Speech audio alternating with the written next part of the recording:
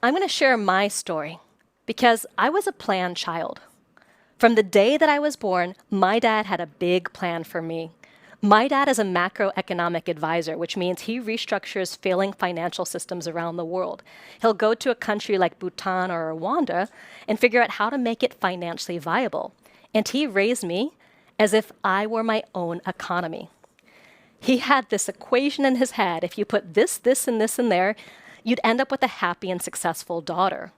So the day that I was born, he started mutual funds for my college education.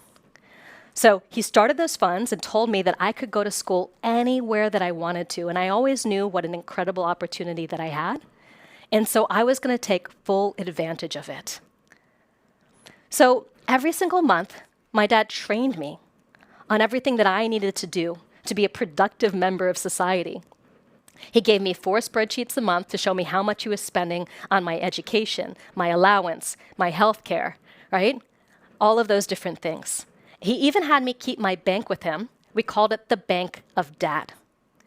And he gave me a higher interest rate than the bank, so I would keep my money with him all the way up until college. And he tracked every single penny that I spent.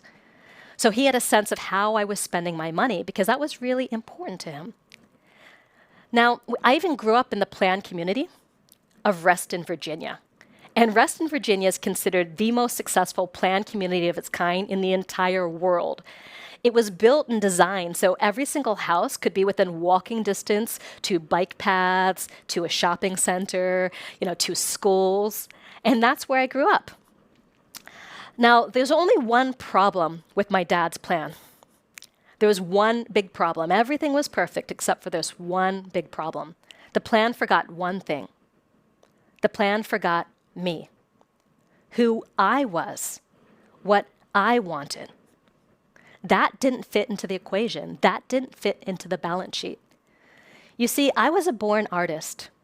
I grew up making stationery on print shop and creating beaded necklaces and origami flowers, and I would just spend hours and hours and hours as a girl making and building all of that. But that didn't fit into my dad's plan of how I was going to be financially successful one day, how I was going to contribute to society and have a successful life. So my dad, he tried to create this one clear path for me to walk and to follow. But as a child, it felt like that path wasn't just laid down in dirt, it was laid down in cement and concrete. And trying to divert that river of cement as a child felt virtually impossible. And there were times where I built the courage to just crack my chutes through the cement and ask for something that I really wanted. Dad, I want a drum for Christmas. And it's like with a few words, with a single sentence, he would get out these little pruning scissors and shut me down, cut the chute, and fill in the cracks. Say, Marisa, why do you want a drum? You have no musical ability. And I would do what I was told, and I would get on with it and try to follow his plan. And then I'd find the courage one more time to ask for what I really wanted. Dad, I want to go to art school. What do you want to go to art school for? It's a waste of your intellect. And over and over and over again, until those little green shoots of hope started to burrow down beneath the cement, down and down and down. And on the surface, I went forward with the plan. I'd study hard all week long, getting the perfect grades, building up my resume, building up that college application. But every weekend, I'd go out and party all night, drinking, smoking, anything to feel like I was in charge of my life and my destiny, to feel something, because I couldn't feel myself in this plan. But still, I set about following the plan and doing everything that I was told to build the perfect portfolio to get into the best college. Because remember, my dad started those mutual funds for my college education the day that I was born, and I wanted to take full advantage of that opportunity. So my dad told me that to get into the Ivy League, to get into the college of my choice, I had to have great grades, I had to have hobbies, and I had to have a mentor. And he suggested that I follow the life of Hillary Clinton to have an example of what a professional woman could look like and what a professional woman could be. And he suggested the fields of law or journalism and that they would take the full advantage of my gifts for communication. Now, my dad had the best intentions. He really did. He wanted everything for me that he didn't have for himself. And it seemed that when I followed the plan, the love and the money flowed, and my dad was proud. But whenever I started to do something that I wanted, something for me, it's like the love and the money started to dry up. So I learned from an early age that who I was and what I wanted, that didn't really matter. What mattered was following the plan. The way to success in life was through what I could achieve. And boy, did I achieve. I had a 4.0 grade point average. I aced my SATs. I won a half dozen awards in writing and photography when I was still in high school. And my dad was proud, so proud of me, that during our family reunion, when I was 15 years old, he was giving out copies of my resume to all the family members. And I remember just hiding in the bathroom. I was so mortified. And I just wanted my family to see me for who I was, rather than what I did and what I accomplished. But it seemed like everybody else agreed with my dad. My grandfather even sat me down and he said, "Marisa, it's obvious that your father has invested a lot of money in you." He could only see that balance sheet. He could only see my life on the balance sheet that my father had created. And it felt like he couldn't see me. So those little green shoots of hope went further underground. And I continued to follow the plan. My dad created a list of the top 15 colleges in the country, and we planned a road trip to visit all 15 of them. And then I chose the 7 that I wanted to apply to, and ultimately, I ended up going to Brown. And once I arrived at Brown University, it's like I felt that I made it. But I wasn't done yet. My dad decided to create a new 4-year plan for me. He went through all of my course packets, and he actually created a spreadsheet of all the courses that I should take every semester for each of those 4 years. What I needed to do to be a well-rounded, productive member of society. There was Economics 101 and Introduction to Political Thought. You name it. He laid out all the courses that he wanted me to take. Because now that college was checked off, the next milestone was there on my list. Job. College check, job next. But away from home and away from my dad, I did not continue to follow my plan. All of a sudden, I felt free to learn and to grow and to create, and I would spend weeks at a time writing papers and completing projects and creating things just for me. I really took off and started to soar. I lived in the co-ops. I had my first art exhibition. I designed my first publication. I took classes by the names of visionary fiction and perception illusion and the visionary arts. I did everything that I wanted to do. I did not follow my dad's plan, and I was so happy for once I finally felt like myself. I felt like I could even fly. Then 4 years felt like they were gone in the blink of an eye. And the day it was time to graduate, my dad wrote me a note. Times New Roman, 12-point font, the ultimate accountant's font. Your next mission, should you choose to accept it. Dearest Marisa, I'm so proud of you and your accomplishments. I put $40,000 into your mutual funds. You can use that for a down payment on a house or a graduate school education.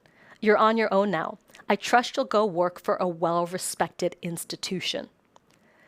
The moment I read that, I felt like this knife in my gut because I didn't want to. And I realized that I had bought hook, line, and sinker into a dream that wasn't even mine. I had spent 21 years of intense focus, first to become the perfect college applicant, and then to go to college and to give it my all and to get the best possible grades. And what I realized is that the pot of gold at the end of the rainbow wasn't even a prize that I wanted. I didn't want to go work for a well-respected institution. But outside of my dad's plan, I didn't know what I wanted. I didn't know what was possible. I don't think I even knew who I was because I'd spent my whole life living that plan, following that plan. So I took off on a road trip to Machu Picchu. I climbed all the way up to Machu Picchu, and then I remember going biking on the most dangerous road in the world, all the way from La Paz, the highest altitude city in the world, down to the lowland jungles of Coroico. I searched for what it was that I was supposed to do, and of course, I didn't find it. So 6 weeks later, I blew through my entire bank account, and the only option I had was to go back home to Reston, Virginia, back where I started. And my dad and his new wife, Elizabeth, welcomed me with open arms. And every single day, they went into work, and I hit the internet. I went onto monster.com searching for jobs. I'd spent hours and hours and hours looking for jobs, and I couldn't find a single job that I even wanted to apply for. It was the year 2020, and the first internet boom had just busted. So all the decent jobs were basically taken as soon as they were listed. And I felt that that Ivy League degree that I had just gotten was about as valuable as a chocolate wrapper. And my dad was so furious, he just didn't understand why his daughter couldn't get a job. And he pulled me aside and he said, Marisa, I just wasted $150,000 on your college education, and you came out with no marketable skills. I felt that knife in the gut again. But deep down inside, I knew it was true. I knew it was true because I had spent those 4 years pursuing my passion, doing things that I really loved, things that mattered to me. I didn't follow the plan. And what I started to realize is that my passion and my love, they didn't fit into the world, and they definitely didn't fit into the plan. In my dad's worst fear came true. I couldn't get a job. And if I couldn't get a job, I didn't deserve to breathe. I didn't deserve the air that I breathed. So what did I do? I lowered my expectations. And when the circus came to town, I took a job with the circus. So I went from graduating from the Ivy League to working in the circus. And my dad was mortified. But that circus family became so much more accepting and fun than my own. And I would go to the circus, work all day, and then stay out drinking with the acrobats and the performers. And I started a relationship with a 6'11" tall rigger named Pee-wee. And Pee-wee used to throw me candy from the top of the big top. And he liked me for me, who I was, not what I did, not my resume, not what I was accomplishing.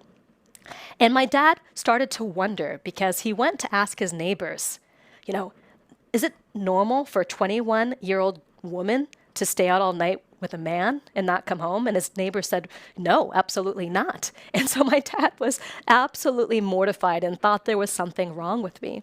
He never came to the circus, even though I invited him week after week, month after month. And a few weeks later, he wrote me another letter. This one was longer, 26 pages. 26 pages of all the ways he was disappointed and ashamed in me. All the ways he was embarrassed by my behavior. And at the end of the letter, he gave me 1 week to pack up and leave the house. Because I couldn't obey by the rules of the house, I had to leave. And that's when I realized I was truly on my own, that my life was my responsibility. Remember, that was all he was ever going to give me. And because I didn't make the choice that he wanted me to make to go work for a well-respected organization, I was now on my own. And I spent the next 10 years searching for my path. And that's a story for another time. But a lot of times it felt like I was stumbling around in the darkness, just trying to find the next place to put my foot. It's like I was stumbling along in the forest with just the faint light of a crescent moon. No lamps to guide me, no maps, and no destinations. And there were so many times along the way where I couldn't tell the difference between the path that I was starting to find on my own and the path that my father had laid down before me. And there were so many times where I started to give up hope of ever finding what I was meant to do. But I kept walking, and eventually I did find what I was meant to do. And what I've realized along the way is that there's a part of you that knows what you're meant to do. Regardless of the plan that may have been given to you by your family, by your teachers, by your job, maybe even a plan that was given to you by a business coach or mentor, or even a plan given to you by yourself. Regardless of the plan that may have been given to you, there's a part of you that knows what you're really meant to be here for, that what you're really meant to do. We all have that voice inside, but so often we lose track of that voice. We don't listen to that voice. And part of what we're going to do at this event, at Live Your Message Live, is to turn up the volume on that voice so you can hear it first loudly enough for yourself. and then ultimately speak it to others, because the more you hear it and the more you speak it, the louder it becomes, the clearer it becomes. And I know that more is possible for all of us than we could have ever imagined.